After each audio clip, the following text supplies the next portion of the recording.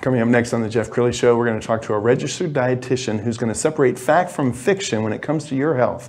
She's just ahead.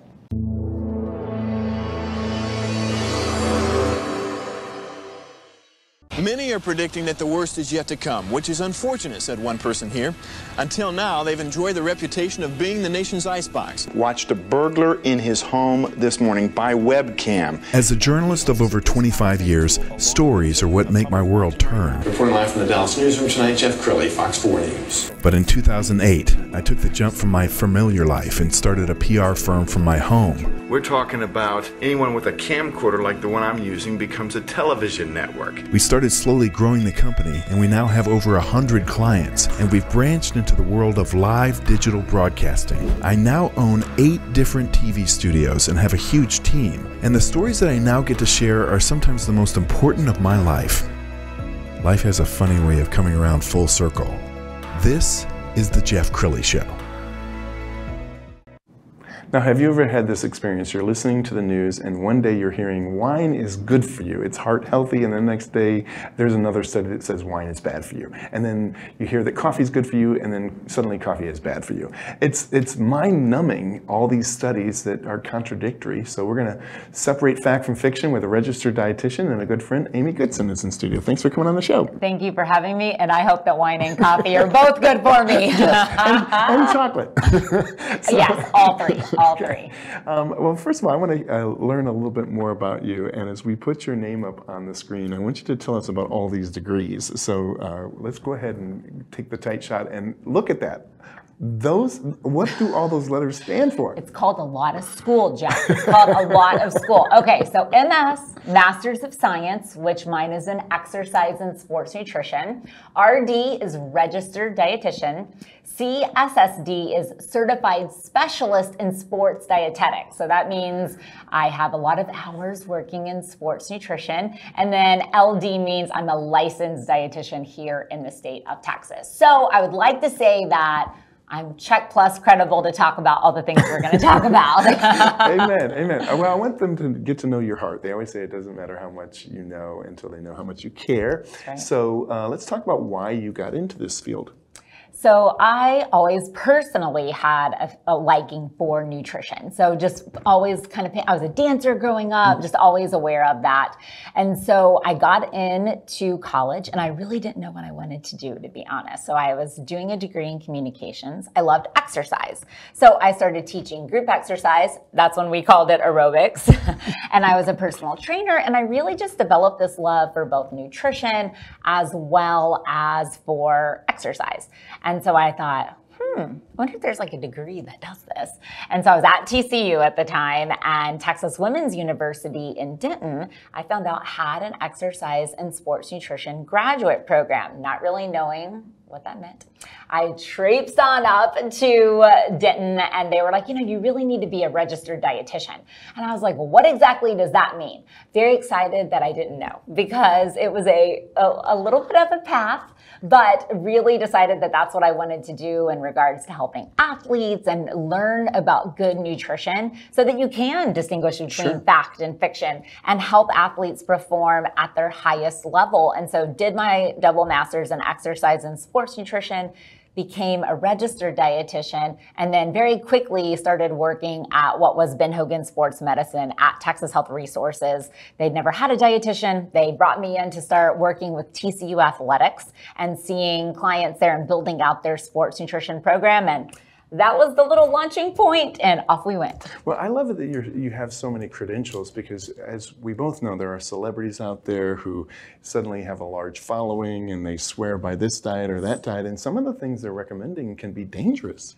Yes. So as a registered dietitian, it's so important that we're following the science. And, people often think science is boring. However, if you can really stick to it, that's often the thing that's going to work the best. And that's typically more sustainable over time. And you're right, there are so many influencers out there and people that might have a weekend certification. And a lot of people don't realize how much registered dietitians go to school.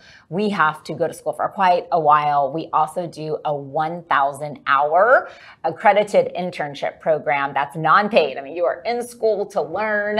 And so that takes a while. And then you're able to sit for your registered dietitian exam. So what a lot of people don't realize is that registered dietitians are medical nutrition therapy experts. Like, we've learned the science behind. And, you know, like in sports nutrition, people will say, oh, well, do you really need to learn medical nutrition therapy? Well, I've had athletes with high blood pressure, with high cholesterol, with type 1 diabetes, with ulcerative colitis. And so as a registered dietitian, it's so important that we're skilled to be able to help the athlete, no matter if they're the healthiest or if they do have a health concern. So I would challenge you, if you're ever going to work with a nutrition professional, make sure they are a registered dietitian, because they're going to be the people that really know the most about the science, all of the different aspects of health, wellness, and how to make that easy and put it on your plate. Sure, and I urge you to follow her on all her social media platforms, because she gives away the gold. She doesn't hoard the gold.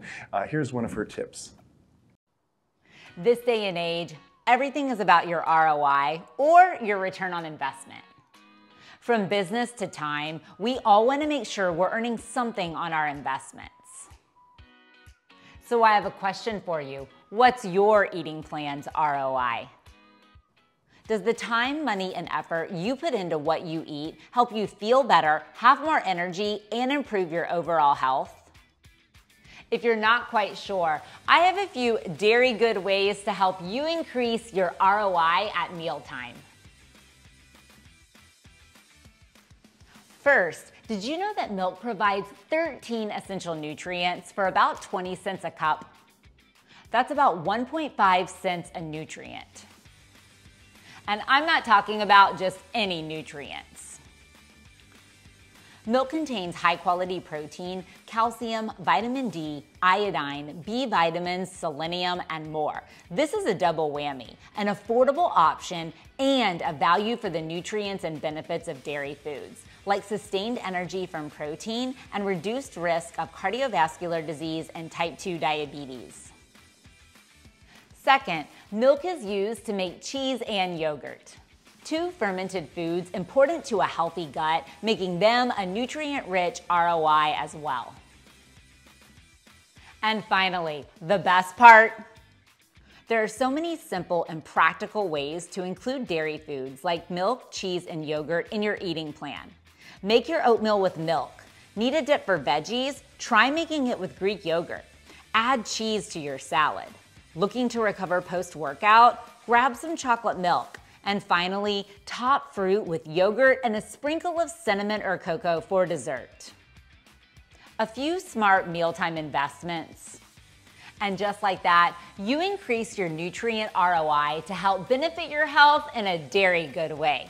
Cheers.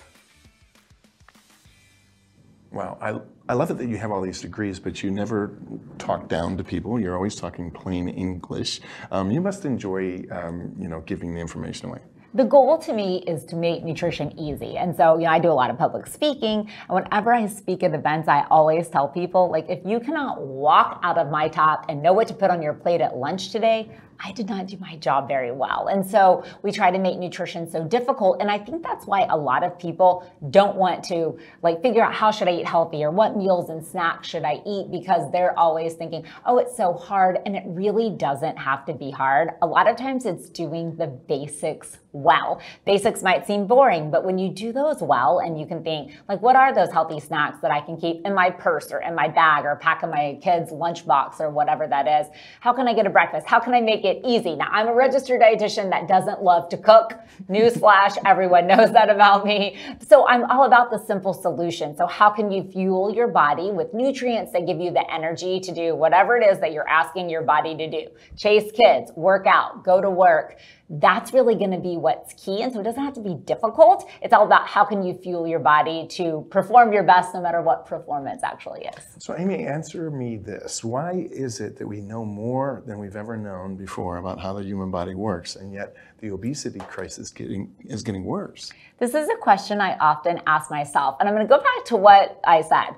I think we're so enthralled with like the next greatest thing, the next greatest diet. And so people yo-yo back and forth.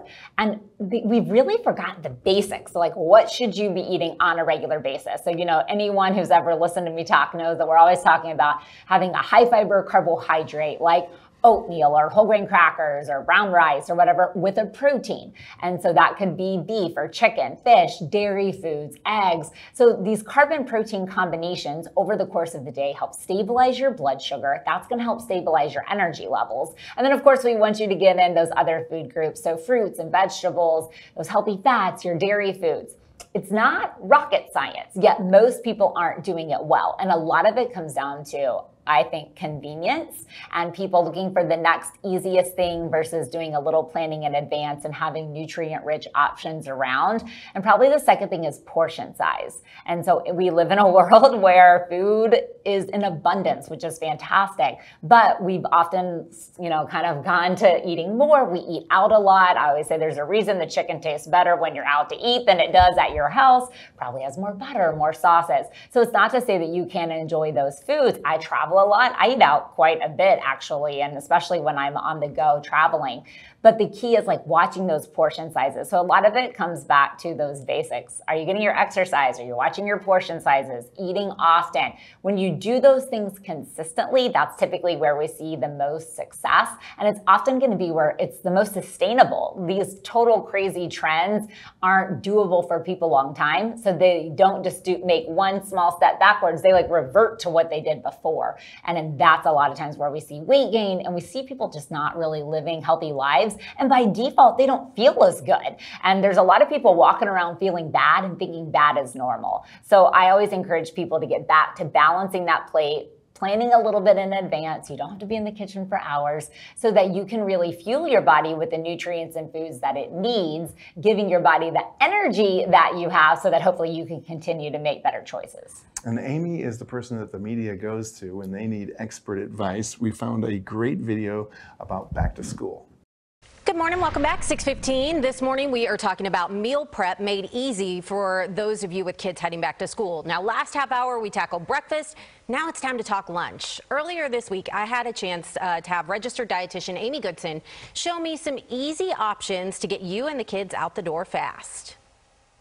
So many parents are familiar with My Plate, or maybe they've seen it before. So it seems so basic, but really it's all about trying to get all the food groups onto a plate. So grains, protein, fruits, vegetables, and dairy, because this is going to be what kids really need. But it doesn't always have to look traditional just like this. You can really twist it up and give your kids some of their favorite foods while still providing them everything that should be on the plate. Yeah, sometimes you got to make it fun to entice the kids to eat. So you have some pretty tasty looking options here. Okay, so what kid does not love burgers, quesadillas, and pizza? What adult doesn't? Yeah, right. So many of them are sick of what's in the brown bag. So making some little nutrient-rich twists. So number one, quesadillas. So I actually use beef that I used last night. So if you made fajitas or something like that, throw it in there with some sauteed veggies. Whole grain tortilla, blue corn chips. Now, you're wondering where I got my fruit. Girl, avocado is a fruit. There you go. So a little bit of guacamole right there. Delicious lunch. Let's talk about the little sliders. So many people are still grilling out on the weekends.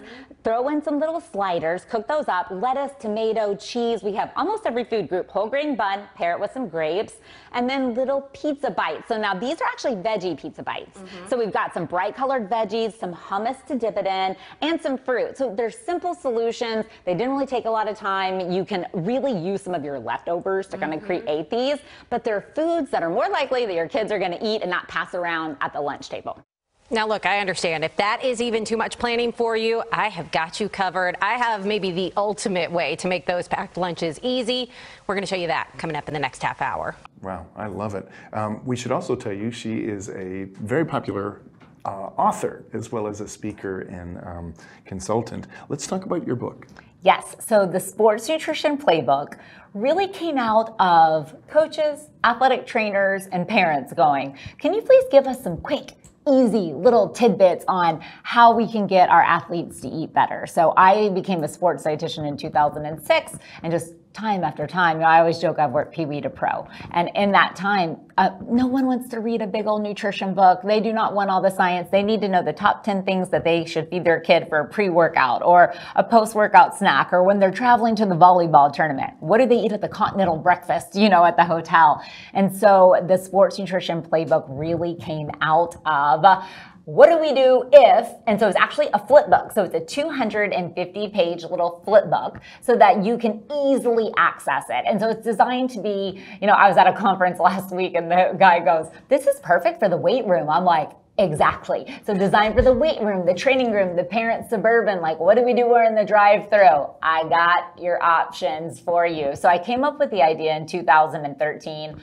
Never did it. I started working for a lot of sports teams here in the Dallas-Fort Worth area. And when COVID hit, I was like, if I don't get this book done, there is something wrong with me. So went to town and put it out, self-published it actually in August of 2020. So I like to call it a quick, handy-dandy sports nutrition resource, really designed for the parent, the youth athlete, but can work for any athlete in regards to giving you good nutrition tips, sports nutrition, hydration tips, all of the things to help you fuel your body. And we're going to put the book cover up on the screen so people can see this. And how many pages is it? So is it really pretty easy to read? It's 250, but it's all on a little flip, like a little ring, if you think about that. Yeah. So it's bullet points, it's charts, very easy. Don't worry, no paragraphs and lots to read. So think about it, if you open your hand up, it's about the size of your hand. So it's a quick, easy little handy dandy resource that has a very detailed table of contents so that people can quickly go pre-workout snacks, hydration tips, energy bite recipes, flip to it and get exactly what they need. I like to call it bite-sized nutrition tips. I love it. Okay, so in the final 2 minutes, let's talk a little bit about the heat, because we're about to start two-a-days here in Texas, and obviously, people need to hydrate. Is there a difference between water and energy drinks and sports drinks? There is. So we want everyone to be drinking fluid on a regular basis. So drinking your water, drinking nutrient-rich beverages like milk and smoothies and things of that, where you're getting, calcium, vitamin D, carbohydrates, proteins. When it comes to athletes, though, when they are outside, sugar and salt actually become your friends. And so sports drinks, which a lot of people go, oh, those have sugar and those have salt. But when you are outside exercising, running, burning off sugar and sweating out salt, very important that you are replacing those. So we definitely want athletes drinking water over the course of the day, but there are many sports beverages that can really be included in an athlete's eating and hydration regimen. So around a workout, I always say a sports drink. Sports drink. Drink while playing sport. It's not a math drink, a video game drink, or a nighttime drink. It's a sports drink. Now, there are others that are lower in sugar that have plenty of electrolytes that your kids could be drinking on throughout the daytime. The key is we want them to stay hydrated. One of the easiest kind of checks for hydration is to look at the color of their urine. This time of year, it is so easy to become dehydrated. So you are looking for a urine color, pale yellow to clear. Typically, that's going to mean hydrated. Apple juice and darker, no good. You need to find something to drink. And we know, Jeff, that a 2% level of dehydration in the body equates to about a 10% decrease in performance. And as dehydration gets worse, performance typically declines. We'll see athletes being fatigued, having a headache, feeling nauseous. And this time of year, when it is 105 plus with an even hotter heat index than that, it's way easier for athletes to get dehydrated and even the everyday person. So it becomes very important that we're all focusing on our hydration throughout the day. You can use my little urine color chart for anybody, whether you're just outside exercising, outside doing yard work, playing with your kids, even think at amusement parks, finishing the last days outside at the pool. We all need to be paying attention to our hydration, but especially important for those athletes. Outstanding. You're an amazing guest. We're going to have you back again. We're going to end with her website, which is amyGoodsonRD.com. Thank you so much for coming on the show. Thank you for having me. Hydrate and fuel up, Jeff. That's it for now. We'll see you next time.